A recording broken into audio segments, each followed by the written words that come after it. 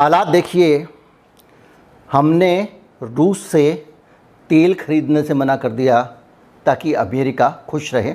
मैंने आपको बताया था, हमने अमेरिका को खुश करने के लिए बहुत सारे काम किए, तरह तरह के। मेरा एक पूरा वीडियो आप देख सकते हैं। हमने बहुत तरह तरह से ऊपर से कुछ भी डायलॉग बोलते रहे, लेकिन रूस को खुश करने की कोशिश की। मेरा वीडियो मैं अभी ऊपर एक लिंक भी डाल दूंगा, आप देख लीजिएगा। लेकिन उस सब के बावजूद जो नतीजा निकला है वो शिफर निकला है, सिफर और ढाक के 3 पात। नतीजा ये निकला है कि अब अमेरिका ने भारत के ऊपर कड़ाई करनी शुरू कर दी है। पहले वो कहता रहा कि अगर आप सैंक्शन तोड़ोगे तो हम ये करेंगे, वो करेंगे, वो धमकी दे रहा था। वो हमको कह रहा था आपके ह्यूमन राइट्स पर नज़र है, दूसरी चीज़ों पर नज़र, ये हमको वो कहता रहा। और भारत उसको नज़रअंदाज करता रहा, क्योंकि उसको लगा कि अब अमेरिका को हमने अंदर खाते तो खुश कर ही दिया है।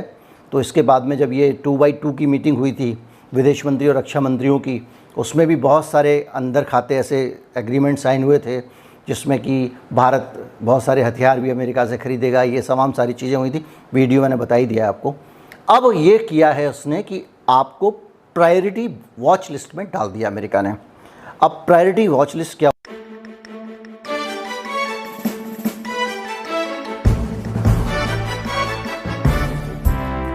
होती है, ये समझने की ज़रूरत है। एक स्पेशल 301 रिपोर्ट आती है, स्पेशल 301 रिपोर्ट अमेरिका की। और इस रिपोर्ट में क्या होता है कि वो ये हिसाब लगा के बताते हैं कि कौन सा देश अमेरिका की चोरी कर रहा है। चोरी कर रहा है मतलब चोरी कर रहा है, धन की चोरी नहीं कर रहा है। वो किसी तरह की ऐसी चोरी नहीं कर रहा है जो भौतिक वस्तु की चोरी है, लेकिन वो धन और संपदा की चोरी ही कर रहा है। अगर आप घुमा फिरा के देखें, मैं आपको एक उदाहरण देता हूँ, यूक्रेन का उदाहरण। यूक्रेन बहुत बड़ा चोर देश था। वो लगातार, यूक्रेन ने तो रूस की गैस तक चुराई है, और वो पूरे यूरोप में अमेरिकी सीडीज़, जो सीडी सॉफ्टवेयर की, दूसरी चीज़ों की, म्यूज़िक की, वो डुप्लीकेट बनाता था और सप्लाई करता था। मतलब अमेरिका के यहाँ से एक सीडी बनी, उसकी डुप्लीकेट बनाई, सप्लाई कर दी। ये भी एक तरह की चोरी होती है। ये कहलाती है इंटेलेक्चुअल प्रॉपर्टी की चोरी। जैसे आपको सरल उदाहरण देके बताता हूँ कि अभी एक फिल्म आई थी कश्मीर फाइल्स। तो क्या हुआ कि पंजाब में और हरियाणा में कुछ लोगों ने कहा कि हम फ्री में पर्दे पे कश्मीर फाइल दिखाएंगे। बहुत प्रभावित हो गए थे वो नेताजी लोग। तो वहाँ पे उन्होंने जल्दी से एक मैसेज किया, नहीं नहीं नहीं, आप थिएटर में जाके देखना, आप वहाँ मत देखिएगा। जो प्रोड्यूसर था वो घबरा गया। इसी तरह से फिल्म की जैसे सीडी आती है देखने के लिए, तो कहते हैं ये पायरेटेड सीडी है, जो हम बेचेंगे वही ख़रीदना। क्यों? क्योंकि जिस आदमी ने वो फिल्म बनाई है, जिस आदमी ने उस प्रॉपर्टी में इन्वेस्ट किया है, जिसने उसको ईजाद किया है, वो चाहता है कि भाई मैंने पैसे लगा के ईजाद किया है तो इसका हक मुझे मिलना चाहिए। मैंने कहानी लिखी है तो ऐसा नहीं कि ये पर्चे में छप के बटने लगे, ये कहानी मेरे नाम से ही जानी चाहिए। और अगर ये मैंने किताब लिखी है तो जितनी भी कॉपी इसकी बिकी, इसकी रॉयल्टी मुझे मिलनी चाहिए। ये नहीं कि कोई किताब को ले और उसकी फ़ोटोकॉपी करे और दनादन बाज़ार में बेचना शुरू कर दे। तो इस तरह की जो चोरियाँ होती हैं, इंटेलेक्चुअल प्रॉपर्टी की चोरी है, कॉपीराइट की चोरी है, और इसके अलावा ट्रेडमार्क की चोरी है। जैसे आपने देखा होगा, करोल बाग जाइए, कहीं जाइए आपको जूते मिलेंगे, उस पर नाइकी का ठप्पा लगा होगा, एडिडास का ठप्पा लगा होगा, और भी बहुत सारी चीज़ों के आपके जो है जॉर्डन का ठप्पा लगा के और वो बेच रहे होते हैं। तो ये भी इंटेलेक्चुअल चोरी, क्योंकि उन्होंने अपने जॉर्डन के ब्रांड को फेमस करने के लिए, उन्होंने एडिडास के ब्रांड को फेमस करने के लिए करोड़ों रुपए खर्च किए हैं, वो आप अपने जूते पे चिपका दे रहे हो। तो ये भी एक चोरी है। अमेरिका ने भारत, चीन और रूस समेत कुछ 7-8 देश हैं जिनके ऊपर इस चोरी का इल्ज़ाम लगाया है। अब आप कहेंगे इल्ज़ाम लगाया है, तो ये एक थोड़ा सा टेक्निकल मैटर भी है और ज़्यादा अच्छे से समझने का मैटर भी है कि उन्होंने ये इल्ज़ाम सीधे सीधे नहीं लगाया, इन्होंने चोरी कर ली। दरअसल अमेरिका ने अपने यहाँ पे इंटेलेक्चुअल प्रॉपर्टी की चोरी के लिए एक सिस्टम बनाया हुआ है, और उन्होंने 5 कैटेगरी बनाई हुई हैं अलग अलग देशों की। और उन 5 कैटेगरीज़ में आप अगर पाए जाते हैं तो उस हिसाब से वो आपको घोषणा करते हैं। इन 5 कैटेगरी में जो सबसे ऊपर है वो है प्रायोरिटी फॉरेन कंट्री, यानी ऐसा विदेशी देश जो प्रायोरिटी पे हो। ये देश ऐसा देश होता है जिसने कि आपकी इंटेलेक्चुअल प्रॉपर्टी छापे जा रहा है, उसके यहाँ कानून भी नहीं है रोकने के लिए। अभी समझिएगा, इसमें बहुत सारे कैच हैं, मैं आगे समझाऊंगा आपको। उसके यहाँ कोई कानून भी नहीं है जिस तरह की चोरी को रोकने के लिए काम करता हो, और उसके यहाँ वो रोकने के लिए काम भी नहीं करता है और कोई ठोस कदम भी नहीं उठा रहा है। तो ऐसे देश को अमेरिका मानता है कि ये प्रायोरिटी फॉरेन कंट्री है, इस देश में हमें एक्शन लेना पड़ेगा, इसको दबाव बनाना पड़ेगा। और वो देश ऐसा होता है जो अपना विदेशी जो लोग आते हैं, मान लीजिए कि एडिडास कंपनी की हो रही है यहाँ पे, या माइक्रोसॉफ्ट के विंडोज़ की पायरेसी हो रही है, तो माइक्रोसॉफ्ट के लोग यहाँ छापे मारने आएंगे, कुछ आएंगे, या तो उनकी मदद नहीं करती है पुलिस, ये नहीं करती है। तो ऐसे देशों को वो रखते हैं प्रायोरिटी फॉरेन कंट्री की कैटेगरी में। ये कैटेगरी ऐसी है जो क्लियर कट है भाई कि ये चोर है और इसके ऊपर हम कार्रवाई करेंगे, यानी सीधे के सीधे गोली मार दी। लेकिन दूसरी और कैटेगरी है जो है priority watch list. Priority watch list एक ऐसी कैटेगरी है जिस कैटेगरी में वो आपको गोली मारेंगे नहीं, आपकी कनपटी पे बंदूक रख देंगे। भारत को इसी कैटेगरी में डाला है। यानी कि आप रूस की तरफ से बोल रहे थे, चीन की तरफ से बोल रहे थे, तो अब ये हमारे हाथ में है कि हम कब गोली चलाएं, ये हमारे हाथ में है कि हम कब आपके ऊपर सैंक्शन लगाएं, कब हम आपके खिलाफ एक्शन लें।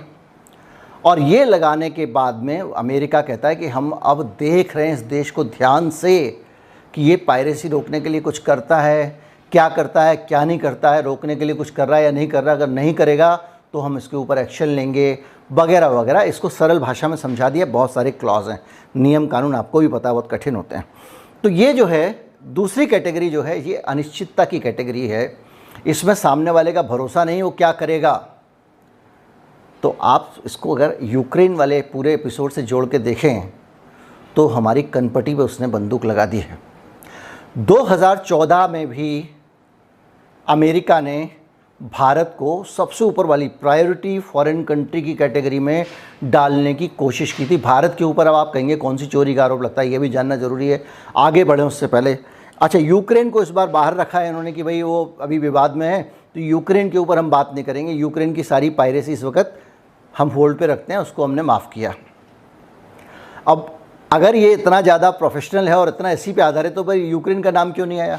इससे पता चलता है कि इसमें जो उनकी जियोपॉलिटिकल चीज़ें हैं वो भी शामिल रहती हैं, और इसलिए हम मान सकते हैं कि भारत को भी जियोपॉलिटिकल कारणों से दबाव में लाने के लिए उन्होंने ये नियम, भारत का नाम इसमें डाला है सुपर 301 में। अब आप देखिए कि ये सेक्शन 301 है, इसके आधार पर भारत पे कौन से आरोप लग रहे हैं, भारत पे कौन सी चीज़ों के आरोप लगे हैं। हमने बहुत सारे फार्मा कंपनी पे वीडियो बनाए। फार्मा कंपनियां अपनी दवाएं देने के नाम पे देशों के ऊपर इतने कड़े शर्तें रखती हैं कि अभी पूरे मेरी प्लेलिस्ट है फार्मा कंपनियों पे, आपको देखना चाहिए दूसरे वाले चैनल पे, कि आपकी संप्रभुता गिरवी रखने तक की शर्तें रख देती हैं। वो आपसे कहती हैं कि विदेशी बैंक में इतना पैसा जमा करो तब हम आपको टीका देंगे, आप ये करो। तो ये सारी शर्तें वो फार्मा कंपनियां करती हैं, और कोई भी दवा अगर वो बना लेती हैं तो मनमाने दाम में वो उसको बेचती हैं। कई बार एक एक डोज दवा की लागत से 1-1 लाख गुना कीमत पे वो आपको देती हैं। तो फार्मा कंपनियों को चीन से और भारत से दिक्कत ये है कि चीन इन कंपनियों के सॉल्ट बनाता है और भारत इन कंपनियों की दवा भारत में बनाता है, और धीरे धीरे करके भारत की दवाएं पूरी दुनिया में प्रसिद्ध होती जा रही हैं। अब उनका कहना ये है कि इस दवा को हमने ईजाद किया था और इसलिए इस दवा के पेटेंट हमारे पास हैं, तो आप इस दवा को बना नहीं सकते हैं। और इस आधार पर वो हमारे को, इस बहाने को बना के उन्होंने हमारे आसपास शिकंजा कड़ा किया है। अब क्या होगा, उनके देश के अलग अलग कंपनी को, ये सारा जो कानून बना हुआ है ये पूंजीपति जो अमेरिका के हैं, धन्ना सेठ, उनके हित में उनके लिए बनाया गया है, और उनके विहाप पे सरकार ये प्रतिबंध लगाती है। और उन पूंजीपतियों के लोग जो हैं, उद्योगपतियों के, वो दूसरे देशों में जाके धौंस जमाते हैं। भारत जैसे देश में आके वो जांच करेंगे कि भाई पायरेसी हो रही है नहीं हो रही है, इंटेलेक्चुअल प्रॉपर्टी की चोरी भारत कैसे कर रहा है कि नहीं कर रहा है। ये दशा हमारे सामने जो है वो ये है। और इसके साथ साथ ये और भी काम करते हैं, अगर मैं आपको बताऊं। इसके अलावा एक वॉच लिस्ट भी है, हम प्रायोरिटी वॉच लिस्ट में हैं। वॉच लिस्ट में भी इन्होंने 17 देश रखे हुए हैं। इसके अलावा सेक्शन 306 मॉनिटरिंग, एक और भी लोअर कैटेगरी, लेकिन हम ऊपर से दूसरी कैटेगरी में भारत, चीन और रूस, इसके अलावा 2-3-4 देशों ने, कनाडा वनाडा भी शायद उसमें। तो अब मसला ये है कि ये रूल जो आपको दिख रहा है, ये रूल इतना सरल रूल नहीं है, ये अमेरिकन इम्पीरियलिज्म का एक टूल है। ये दूसरे देशों पर हुकूमत चलाने की अमेरिका की दादागिरी का एक डंडा है, उसका दादागिरी का एक हथियार है। इंटेलेक्चुअल प्रॉपर्टी का बहाना बना के वो आपके देश में घुस सकता है, आपके देश में चीज़ों की जांच कर सकता है। ये उसने अपने आप कानून बना लिया। तुम कौन होते हो हमारे यहाँ जांच करने वाली? जब एक WTO बना हुआ है, वर्ल्ड ट्रेड ऑर्गेनाइजेशन बना हुआ है, इंटेलेक्चुअल प्रॉपर्टी की हिफाजत करना, ट्रेड से संबंधित चीज़ों का फैसला उसको करना होता है। आप कौन हैं? याद कीजिए भी कोरोना के दिनों में प्रधानमंत्री मोदी, इसके अलावा आपके साउथ अफ्रीका और दुनिया के 100 देशों ने एक मांग रखी थी कि इतनी ज़्यादा महामारी फैल रही है तो जो वैक्सीन हैं उनके प्रॉपर्टी राइट हटा दो और उनको जो है आप फ्री कर दो, ताकि कोई भी आदमी वैक्सीन बना सके, बेच सकते हैं। मानवता को इतनी बड़ी ज़रूरत है, इसको दुकानदारी का टूल क्यों बनाया जाए? जो बाइडन ने भी पहले तो समर्थन कर दिया, लेकिन WTO ने उस पर कोई कदम नहीं उठाया और अमेरिका बार बार कहता रहा WTO जाने।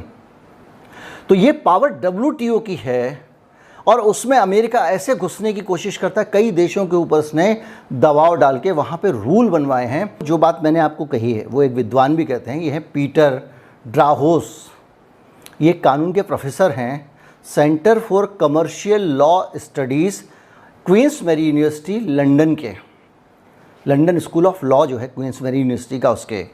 और ये कहते हैं कि सुपर 301 रिपोर्ट जो है ये पब्लिक लॉ है, a public law devoted to service of private corporate interest. ये कानून जो है ये प्राइवेट कॉरपोरेट लोगों के हितों को साधने के लिए बनाया गया है और ये it explicitly protects the act in favour of US intellectual property owners, most often large corporations, against any foreign national policy और अनऑफिशियल एक्शन और does not confirm even it is domestic legislation. ये कह रहे हैं कि ये ऐसा वो है कि जिसका फ़ायदा ज़्यादातर बड़े बड़े कॉरपोरेट को मिलता है, अमीर अमीर लोगों को मिलता है, बड़ी बड़ी कंपनियों को मिलता है और उन प्राइवेट कंपनियों के लिए ही ये कानून अमेरिका ने बनाया है। और प्राइवेट कंपनियों के लिए अमेरिका धौंस जमाता है और वो ये भी कर रहा है कि ये कई हद तक लोगों के अपने देशों के कानून जो हैं इंटेलेक्चुअल प्रॉपर्टी को लेकर, उन कानूनों में दखल करता है। जमैका में कोई कानून नहीं था इंटेलेक्चुअल प्रॉपर्टी का, अमेरिका ने अपने लॉयर उनको भेजे, इन्होंने टर्म डिक्टेट की, यानी संप्रभु देश वो है, उनका कानून ये बनवा रहे हैं। डोमिनिकन रिपब्लिक और जमैका में, और इन्होंने बैठ के उनके कानून लिखवाए हैं। उनके इंटेलेक्चुअल प्रॉपर्टी एक्ट अमेरिका की कंडीशंस पर तैयार किए गए हैं। ये अमेरिका की दादागिरी है इस कानून के बहाने, जिसके ज़रिए उसने भारत को डाल दिया है नंबर 2 की लिस्ट में। इससे आप अंदाज़ा लगा सकते हैं कि नेशनल लेवल लेजिस्लेशन को अगर कोई आदमी, कोई देश अगर राइट करने के लिए मजबूर करता है तो ये प्राइवेट सेक्टर का एक यूनिक इन्फ्लुएंस है। कैसे है? अमेरिका की कंपनी डोमिनिकन रिपब्लिक का कानून तय करेगी क्या होगा। अमेरिका की पूंजीवादी कॉरपोरेट कंपनी, अमेरिका की पूंजीवादी सरकार जो एक इम्पीरियलिस्ट सरकार है, उस सरकार के ज़रिए इन देशों के कानून बनवाएगी धौंस देके। उस कंपनी के हित में ये है सारा का सारा सिस्टम। इसके अलावा ये एक तरह तरह के ट्रेड वॉरिंग करती है। ट्रेड वॉरिंग ये होता है कि प्रतिबंध लगाती है, व्यापारिक प्रतिबंध। अब भारत को इन्होंने प्रेफर्ड वॉच लिस्ट में रख दिया। अब इसको रखने के बाद ये तरह तरह की धमकी आपको देंगे, देखिए हम आपको फ़लाँ चीज़ नहीं देंगे, आपके देश से हम फ़लाँ चीज़ नहीं खरीदेंगे, आपको हम फ़लाँ, ये आपके ऊपर तरह तरह के ट्रेड के जो है ना वो प्रतिबंध लगाएंगे और उसके ज़रिए आपको धमकाने की कोशिश करेंगे। जैसे ही आप रूस के मामले में जरा सा अमेरिका की धौंस में नहीं आते हैं, वो 3 प्रतिबंध इस कानून के तहत लगा देगा। आप बोल देगा नहीं इसका वॉर से कोई लेना देना नहीं है। भारत की तटस्थता की नीति की हम सराहना करते हैं, इंटेलेक्चुअल प्रॉपर्टी गड़बड़ कर रहा था तो हम क्या करें। इससे आप अंदाज़ा लगाइए कि ये जो नए प्रतिबंध लगाने की कोशिश अमेरिका ने की है वो दिखने में सामान्य प्रतिबंध लगते हैं, लेकिन ये सामान्य प्रतिबंध नहीं है। भारत की सीधे सीधे भारत को धमकी है, भारत को दबाव में लेने की कोशिश है। उम्मीद करता हूँ वीडियो आपको अच्छा लगा होगा। अच्छा लगा हो तो ज़्यादा से ज़्यादा लोगों तक पहुँचाएँ, चैनल को सब्सक्राइब कर लें। नमस्कार, जय हिंद।